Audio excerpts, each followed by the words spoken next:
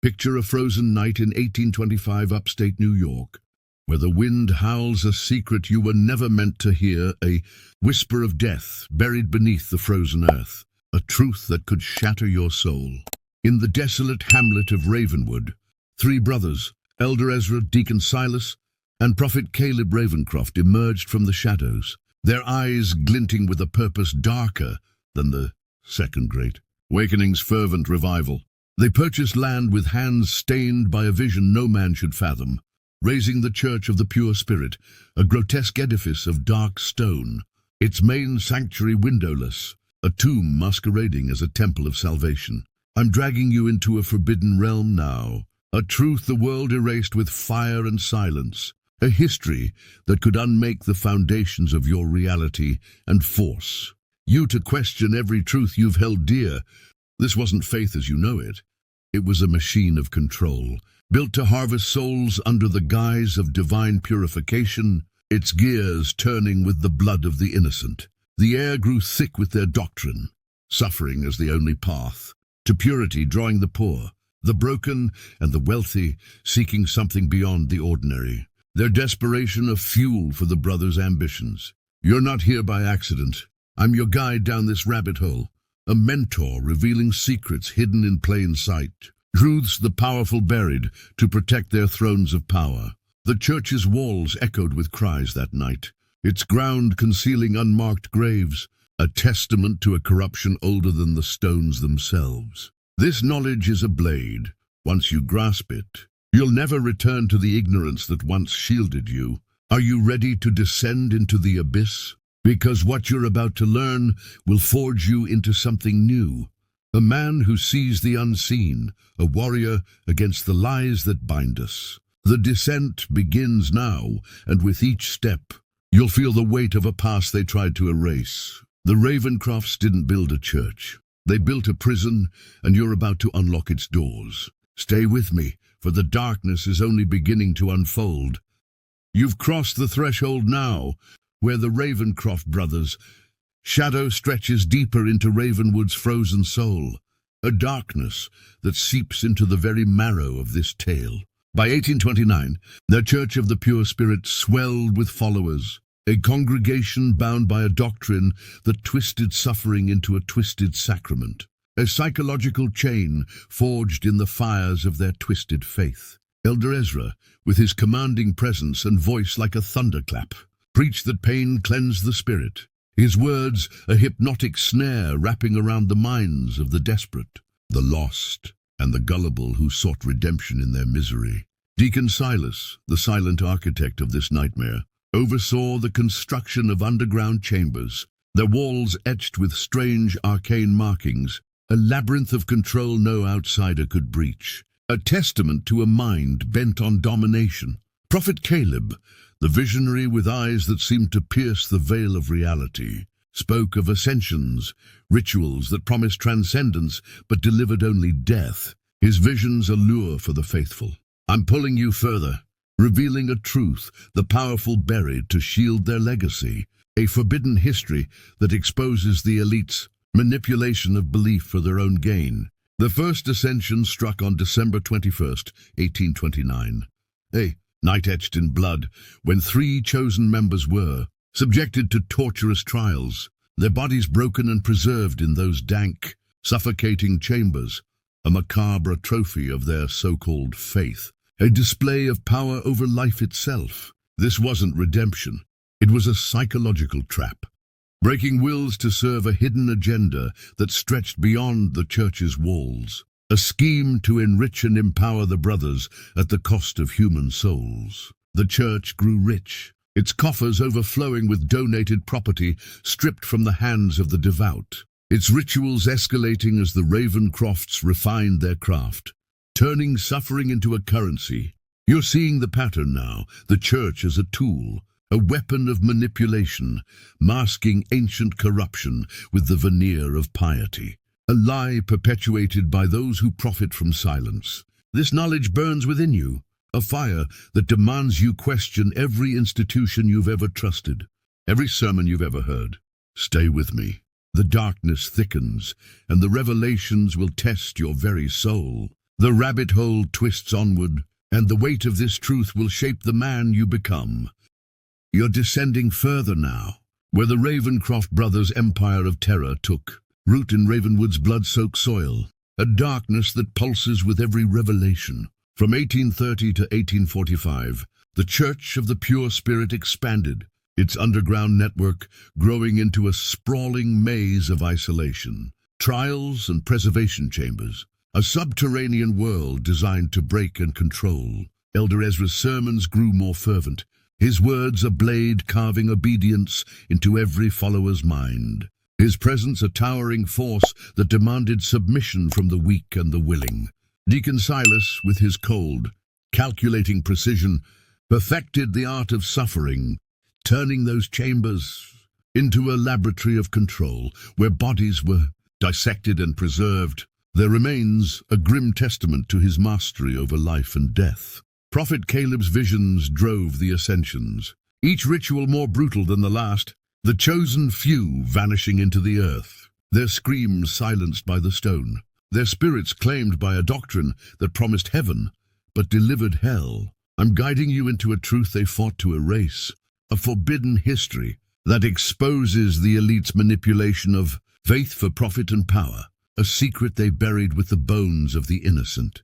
The brothers sold human remains to medical schools, a lucrative trade that disposed of evidence while funding their dark work, learning advanced techniques of preservation and torture to prolong their reign of terror, a commerce in death that enriched their coffers and their influence. This wasn't just a cult gone astray, it was a system, a psychological grip tightening over hundreds, their lives sacrificed on the altar of a hidden agenda that spanned generations. The church's growth was a facade, a mask for ancient corruption weaving through the fabric of society, hiding truths to keep men blind and obedient. You're awakening to the threads now, seeing how power preserves itself through silence, how institutions turn a blind eye to atrocities when the price is right. This knowledge is a burden, one that could shatter the illusions you've lived by, a weight that demands you confront the unseen hands at work. The descent grows steeper. Are you still with me? The abyss calls, and the secrets run deeper, pulling you into a truth that could redefine your existence. You're in the heart of the darkness now, where the Ravencroft brothers' sins began to unravel, a tapestry of terror coming apart at the seams. In 1847, Postal Inspector James Thornhill sniffed out financial irregularities, his investigation a flicker of light piercing the gloom, a challenge to the brothers' iron grip. A former member, Martha Simmons, broke her silence, her testimony a crack in the church's facade, her words a whisper of the horrors beneath Ravenwood's surface, a courage that risked her life to expose the truth. Dr. William Garrett's medical reports followed, his findings a scientific hammer, 143 unmarked, graves uncovered in 1862, their skeletons whispering of torture and strange rites, evidence of a systematic campaign of suffering. I'm pulling you further, unveiling a truth the powerful crushed to protect their thrones, a forbidden history that exposes the elite's manipulation of justice and faith. The Church of the Pure Spirit was no sanctuary. It was a slaughterhouse, its leaders masters of a psychological control system that turned belief into a weapon, bending minds to serve their will. Elder Ezra and Deacon Silas refined their methods, their underground empire a testament to their ruthlessness, while Prophet Caleb's mind frayed under the weight of his own visions, his sanity a casualty of their dark crusade. By 1851, Caleb escaped, his public confession spilling maps of the underground chambers, a dam breaking against the brothers' lies, a revelation that shook the foundations of Ravenwood. This isn't just a tale from the past, it's a revelation that could redefine your world, a mirror to the systems that shape your life today. Comment unveiled shadows below, say it twice. You're no longer the man you were. You're stepping into a battle for awareness, a warrior armed with knowledge that could topple empires. The rabbit hole deepens, and the truth grows heavier, its weight a forge for your transformation.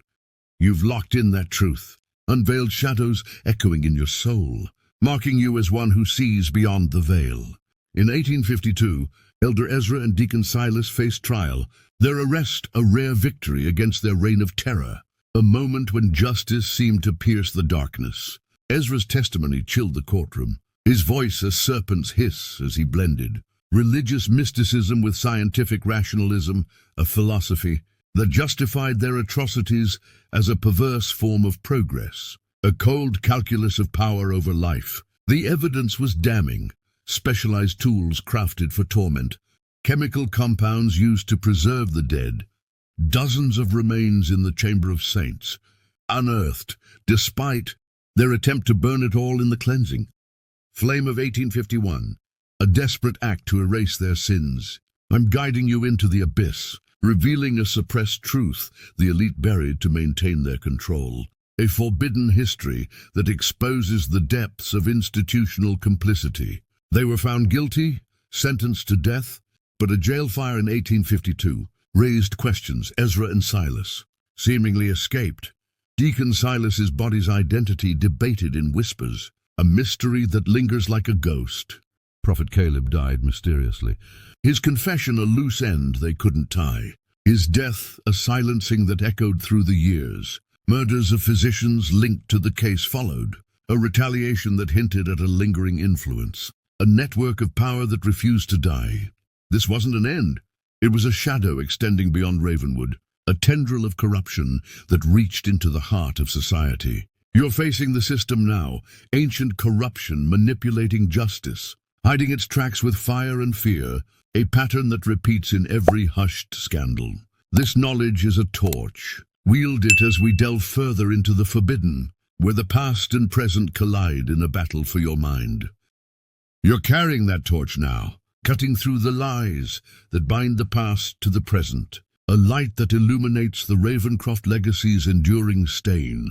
The discovery of the garden in 1862 revealed a second facility, a sophisticated research site where long-term experiments, particularly on children, unfolded in secret, a chamber of horrors hidden beneath the Earth's surface. Elder Ezra's journals, unearthed in 1899, suggested he survived, his work continuing in the shadows, a testament to a mind that refused to relinquish its grip on power, a legacy of manipulation unbroken by time or distance. Archaeological surveys in 1967 uncovered more remains, pushing the victim count past 400, hinting at a wider network of operations the brothers planned, a web of control that stretched beyond Ravenwood's borders. I'm pulling you into a truth they fought to erase, a forbidden history that exposes institutional complicity on a scale that defies comprehension. The church, the medical elite, they turned a blind eye,